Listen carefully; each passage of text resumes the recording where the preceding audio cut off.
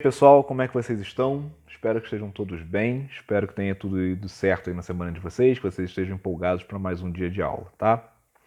Pessoal, semana passada a gente começou a ver as independências, né, os processos de independência na América Espanhola, tá? A gente viu ali toda a questão da, do pacto colonial, de como é que isso daí influenciava na dinâmica das colônias e das metrópoles, né? Entendemos o que é uma colônia, o que era uma metrópole, percebemos ali como é que as colônias, em geral, elas sofriam sanções muito sérias por parte da metrópole, o que desagradava as elites econômicas locais, tá? E hoje a gente vai dar segmento aí, vendo como é que isso vai acabar gerando de fato independências. Então a gente vai dar uma olhadinha nas histórias das independências da América Espanhola de fato. Semana passada a gente viu as causas, né, viu o que vai gerar esses processos. Essa semana a gente vai ver de fato alguns acontecendo. Já vou adiantando para vocês o seguinte: essa semana vocês talvez tenham que ler um pouco menos, mas ainda vão ter que ler um pouquinho, tá? Porque eu dei uma olhada no livro de vocês. A gente vai começar hoje falando sobre a independência do Haiti. E o livro de vocês ele faz um resumo muito bom sobre os processos da independência do Haiti, tá? Então eu não vi necessidade em fazer um resumo à parte igual eu costumo fazer. Eu vou simplesmente deixar vocês lerem o livro, tá? A leitura de vocês vai começar na página 446 e vai até a página 449, tá? 3 páginas, não é tanta coisa assim não. 4, né, se a gente levar em conta que vocês vão ler tanto o 45 quanto o 49, né? E as que estão entre elas. 4 páginas aí, não é tanta coisa não, tem bastante imagem no meio, então o texto fica espaçado, tá?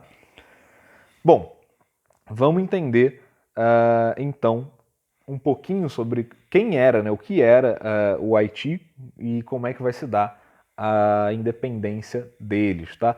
Primeira coisa, né, por que é importante a gente estudar a independência do Haiti? Foi a primeira independência da América Espanhola, tá? A primeira nação independência da América Espanhola foi o Haiti, beleza? Então, é importante a gente ver como é que o modelo de revolução que vai se dar ali no Haiti, que é muito influenciado pelo iluminismo, que é muito influenciado pelas ideias ali da Revolução Francesa, ele vai servir ali como um início de fogo que vai lastrar por toda a América Espanhola, tá? Eu não sei se a gente vai conseguir terminar hoje o capítulo, porque essa é uma unidade bastante extensa, tá? A gente vai falar sobre a independência do Haiti. Se der tempo, a gente vai falar um pouquinho sobre as demais independências, né, sobre algumas outras independências da América Espanhola. E aí, semana que vem, se tudo der certo, a gente só fica para terminar sobre a biografia de duas pessoas que são muito importantes para as independências da América Espanhola, que são o Simão Bolívar, tá? E o San Martín. São personagens históricos aí que fizeram grande diferença, que tiveram grande participação nos processos de independência de vários países da América Espanhola. A gente vai ver, por exemplo, que o Simão Bolívar ele vai ser presidente de uns 6 países diferentes aí por causa da sua importância nos processos de independência desses países, tá? Mas bom, vamos lá, vamos então até o Haiti, beleza? Em 1492, a Espanha vai chegar a uma ilha americana chamada, que eles vão chamar de Ilha Espanhola, tá? É uma região que hoje em dia compreende 2 países, tá? O Haiti e a República Dominicana. Na época, não compreendia nenhum desses 2 países, porque obviamente, né, não existiam. A Espanha, na verdade, ela não vai ter interesse em colonizar a ilha espanhola, porque o interesse deles, né, o foco dos espanhóis vai estar na colonização da parte continental do Novo Mundo, tá? É uma ilha e eles têm mais interesse em colonizar aquilo que está no continente de fato, porque, obviamente, vai trazer muito mais lucro para eles, né? Lembra aí que a Espanha vai estar estabelecendo colônias de exploração. Então, quanto maior o território para ser explorado, melhor para eles. Então, eles não vão perder tempo ali com a ilha espanhola. Entretanto, como ela é uma ilha localizada num ponto geográfico interessante para o comércio ultramarino, a gente vai ter um avanço de outras nações que vão querer colonizar a ilha espanhola, tá? Dessa maneira, a França vai ocupar parte do território da ilha, tá? A área ocidental da ilha, beleza? Em 1697, a Espanha vai reconhecer, então, o território ocupado pelos franceses, e aí vai se reconhecer a colônia de São Domingos, tá? Como era chamada a colônia francesa, beleza? Os franceses, eles vão, na ilha, né, eles vão desenvolver um processo econômico que eles vão produzir basicamente café e açúcar, beleza? Vamos lembrar, as grandes navegações ocorreram como uma medida para conseguir especiarias, tá? Para chegar nas Índias e conseguir especiarias. Bom, obviamente eles não estão nas Índias, mas já que está em terra, eles vão começar a produzir as suas especiarias para levar para a Europa. Não vou ficar falando sobre isso daí, porque a gente já falou bastante sobre a função das especiarias na vida europeia nesse período, tá? Bom, o livro de vocês vai destacar que, obviamente, né, essa colonização, né, essa produção de café e de açúcar, ela vai ser feita com mão de obra escrava, beleza? E o livro de vocês vai destacar aqui que no final do século XVII, a população na ilha era de mais ou menos 30 mil homens brancos, mais de 450 mil homens vindos da África, ou descendentes dos que vieram da África, ou seja, 450 mil escravos, mais ou menos, tá? E alguns milhares de mulatos livres, tá? O que é um mulato? Para quem não sabe, né? Mulato é um nome que historicamente significa uma miscigenação entre brancos e negros, tá? Mais especificamente entre europeus e africanos, beleza? Esses mulatos, em geral, eles eram livres por ter ali uma descendência, né, de bastardo, em geral, de um europeu, né? De algum barão, de alguma coisa assim, de algum senhor de terra, algum cafeicultor europeu. Para quem não entende aí, para quem não entendeu, né? Bastardo quer dizer filho fora do casamento, tá? Esses mulatos, eles costumavam ser livres, mas não vamos imaginar que serem livres significava que eles tinham uma vida fácil, tá? Eles sofriam muito o preconceito da época e tinham uma vida bastante difícil também, só não era formalmente um escravo, beleza? Quanto aos índios da ilha, eles foram dizimados pela colonização europeia, tá? Não necessariamente eles foram dizimados porque foram todos abatidos militarmente, mas principalmente eles foram dizimados por conta das doenças que os europeus levaram para a ilha, tá? Isso é uma coisa interessante quando a gente fala sobre a descoberta da América e os processos de colonização. Os índios que viviam nas Américas, eles não tinham anticorpos para as doenças que os europeus levavam, tá? É claro que isso também ocorria vice-versa, né? Os europeus também não tinham anticorpos para as doenças que existiam aqui. Mas existe uma diferença muito grande, né? Quando a Espanha estabelece uma colônia aqui, por exemplo, não há risco de que as doenças indígenas dizimem a Espanha, porque a Espanha está do outro lado do mar e aqui só tem um pequeno apunhado de gente, né? Do contrário, não funciona assim, né? Quando os europeus eles chegam aqui trazendo as suas doenças, há um risco real de dizimar populações inteiras indígenas, porque não há anticorpo e eles vão pegar doenças que são próprias da Europa e, consequentemente, eles podem vir a óbito, né? Podem morrer por causa disso. Para a gente, hoje em dia, isso não está tão difícil de entender, né? A gente está vivendo um momento de pandemia em que a gente percebe, né? Claro que é muito diferente aí como é que as coisas se dão, mas a gente consegue fazer um paralelo, né, entre um vírus, uma bactéria, o que seja, que é comum a um canto do mundo, né, que foi desenvolvido, que chegou, né, que apareceu num lugar do mundo, e aí, por causa dos processos de migração, ele chega em outros lugares e aí causa uma devastação, tá? Isso aconteceu na ilha de São Domingos, tá? Na colônia de São Domingos, na colônia francesa, beleza? Bom, em 1789 e 1799, né, entre 1789 e 1799, vai estar ocorrendo na França a Revolução Francesa. Lembram disso? A gente teve muitas aulas sobre a Revolução Francesa, né, período do terror, toda a questão lá dos sans-culottes, toda a questão né, de tudo lá. Bom, a Revolução Francesa ela vai ser de grande impacto também para as colônias da França, né? Obviamente, se está tendo uma revolução que está depondo e mudando a maneira como se governa a metrópole, isso vai afetar de algum modo as suas colônias, tá? A Revolução Francesa ela vai ter algumas coisas que são interessantes ali para a gente comentar, né? Uma delas é que é o seguinte: em 1791, a Assembleia Constituinte vai elaborar a nova Constituição, tá? Essa Constituição, ela vai, obviamente, né, fazer ali as alterações para a administração pública da França, mas ela também vai propor mudanças para a administração pública das colônias. E aí vem uma coisa interessante. Vocês lembram qual era o lema da Revolução Francesa? Né? Um dos lemas, né? Existiam vários, né? Existia lá o caem-se as igrejas, caem-se os altares. Né? Mas qual era o principal lema dos revolucionários franceses? Igualdade, liberdade e fraternidade. Ou seja, todos têm que ser iguais, todos têm que ser livres, todos têm que ser fraternos, já são todos irmãos. O égalité, fraternité e liberté, né? O francês é péssimo, tá, gente? Mas, enfim. Contrapondo esse próprio lema, vai acontecer uma coisa interessante. Os revolucionários franceses, ao elaborar essa nova Constituição, eles não vão abolir a escravidão nas colônias, tá? Por quê? Primeiro, por causa da pressão que eles vão sofrer dos barões do café, dos senhores de terras que estão nas colônias e que produzem ali muito das mercadorias que a França vende. Esses caras vão fazer uma pressão econômica forte para que não seja abolida a mão de obra escrava, porque é a principal mão de obra deles, então é através dos escravos que se consegue manter a economia das colônias funcionando. E também porque os revolucionários franceses sabiam que a França, em certo sentido, dependia também da economia dessas colônias. Né? Ela dependia ali da importação e da exportação de mercadorias que vinham das colônias, tá? Por causa disso, eles não vão abolir o trabalho escravo, tá? Bom, acontece que nessa época, quando a Revolução Francesa está acontecendo, os ideais da Revolução Francesa eles vão chegar às colônias, né? Por várias razões.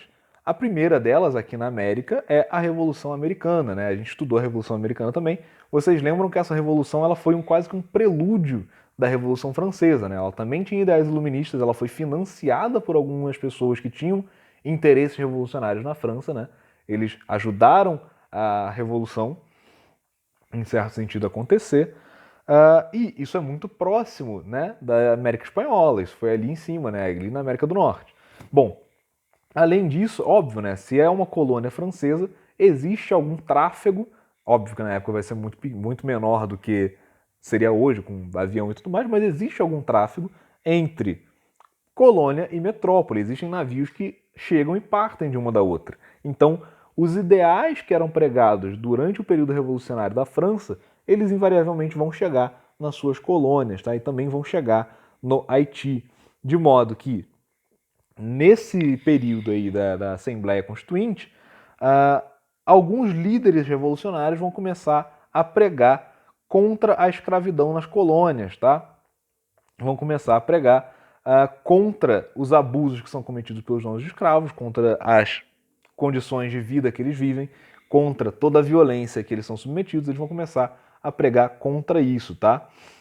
O livro de vocês vai até destacar que as manifestações vão começar a ocorrer de modo que os escravos começam a abandonar as plantações e a queimar e quebrar engenhos, né, e plantações inteiras, tá? É claro que vai haver retaliação a isso daí, mas a revolução vai começar no Haiti a partir disso, tá? Então, entre 1792 e 1795 vai ocorrer algumas mudanças ali no processo do período republicano da França, né, da Revolução, e vai ter o que ficou conhecido como convenção, tá? Que é a fase mais violenta, né? O período do terror, beleza? Vocês lembram disso, né? Os jacobinos eles vão começar a tocar o terror ali e vão publicar a Constituição Republicana, beleza? E ali nessa Constituição Republicana vai estar tudo que vai afetar diretamente as colônias francesas, beleza? Bom, os escravos eles começam a se espalhar cada vez mais pelas colônias, né, pela colônia do Haiti, defendendo seus ideais de revolução de liberdade, tá? E de igualdade e inclusive o direito à propriedade, né? Escravos eles não tinham direito à propriedade na época, tá? Então eles vão começar a defender isso daí. Um dos líderes revolucionários da Ilha de São Domingos vai ser um rapaz chamado François Dominique Toussaint, tá? Ele tem um quarto nome, mas eu não sei pronunciar, tá? L apóstrofo e um monte de coisa aqui, eu não sei pronunciar o nome dele nem próximo do que é certo. Provavelmente os outros 3 nomes que eu falei também estão errados, mas pelo menos eu sinto que eu consigo, tá? O outro, sem chance. Ele vai se destacar por quê? Porque ele vai ser responsável por treinar o exército revolucionário da Ilha de São Domingos, tá? Ele vai começar a treinar as pessoas que estão se revoltando e ele vai conseguir fazer um exército extremamente disciplinado, tá? Isso é importante em guerras, tá, gente? Exército sem ordem é exército derrotado, é exército que quebra fácil, que não consegue manter suas posições, que perde, tá? Então, quando ele faz um exército disciplinado, ele consegue ajudar muito as conquistas da independência, tá? Do movimento pela independência ali, beleza? Napoleão vai decidir intervir na América Espanhola e vai colocar 25 mil homens na região, tá? Após as batalhas, né, o pobre do Croissant vai ser capturado e vai ser enviado à França e vai morrer lá em 1803 como prisioneiro, tá? Porém, o Croissant, ele era um cara importante, ele era um líder importante, um líder que foi ali responsável pelo treinamento das tropas, mas ele não era uma imagem, como é que eu posso dizer, messiânica, né? Ele não era um cara que, não é que a revolução dependia dele. Então ele vai morrer e isso, ao invés de abalar as tropas, isso vai, na verdade, dar, em certo sentido, força para os revolucionários e o movimento vai continuar, tá? O movimento vai continuar e vai crescer. No dia 1º de janeiro de 1804, o exército vai ser liderado por Dessalines, tá? Que vai usar um lema que ficou conhecido como liberdade ou morte, beleza? Parece com o lema de um certo imperador brasileiro, né? Independência ou morte? Parece, tá? Ele vai conseguir vencer as tropas francesas e ele proclama então a independência da Ilha de São Domingos, beleza? Aí, a partir de então, ela vai começar a ser conhecida como Haiti, que era um nome indígena, beleza? Significa terra montanhosa. Bom, foi o segundo país da América, né? A República do Haiti foi o segundo país da América a se tornar independente, só atrás dos Estados Unidos, beleza? Mas ela só foi reconhecida pelas potências da Europa em 1825, tá? 21 anos depois da sua independência de verdade, tá? Bom, após a independência, o Haiti ele vai começar a sofrer os problemas de ser uma colônia, de ser um país novo, pequeno no mundo colonial, né? Ele vai começar a sofrer diversas dificuldades econômicas, vai ter problemas ali. Mas o que importa, de fato, vai ser a independência, né? Vai ser o primeiro país ali a se tornar independente, beleza? Da América Espanhola. Após isso, nós temos outras independências na América Latina, tá? Normalmente essas independências, assim como a do Haiti também, têm participação na frente dos seus ideais revolucionários, a participação do grupo chamado crioulos, né? A gente falou deles antes. Crioulos eram aqueles revolucionários que não eram nascidos na Europa, tá? Que não eram nascidos na Espanha, sobretudo, e que nasciam na América e que não tinham tantos privilégios contra o outro grupo, beleza? Vocês lembram disso? Então tá. Eles vão começar a criar juntas locais que vão ter a função de governar as colônias e conseguir as suas independências, tá? Uma delas vai ser a independência peruana, tá certo? Que vai se dar, deixa eu ver se eu acho aqui certinho o ano, independência peruana. Da chegada dos colonizadores europeus, tá. Travou meu livro. Olha aí que legal, né? A independência peruana ela vai ter alguns momentos, né, que são interessantes. Uma delas vai ser o que vai ser liderado por um cara chamado José Gabriel, tá? Que é conhecido pelo nome de Tupac Amaru II, tá? Que é um nome referente ao imperador Inca que vivia por ali. Depois, né, vai ter aqui, né? Vai ter a batalha da noite de 5 de abril de 1781, que vai ser a batalha de Checacupe, na região de Cusco, no Peru. Depois ele vai, depois que acaba a revolta dele, a gente vai ter o processo de independência continuado por quem? Por San Martín e Simão Bolívar, tá? Eu falei com vocês que eles são importantes para um monte de gente aí. Eles vão liderar as tropas que vão proclamar a República no Peru em 1821, tá? Só que só vai haver consolidação, assim, só vão conseguir de fato manter a independência 100% em 1824, tá? E aí a gente começaria, né, a entrar na vida do próprio San Martín e do Simão Bolívar, beleza, gente? Mas como eu falei para vocês, isso eu vou deixar para a próxima aula, tá? Gente, hoje a gente falou sobre a independência do Haiti, beleza? Começamos a falar aqui um pouquinho sobre a independência peruana, que está na página 450 e 451. E por hoje é só, tá, gente? Qualquer dúvida é só me mandar um e-mail, tá aí na descrição do vídeo, beleza? Então, por hoje é isso. Tchau, tchau.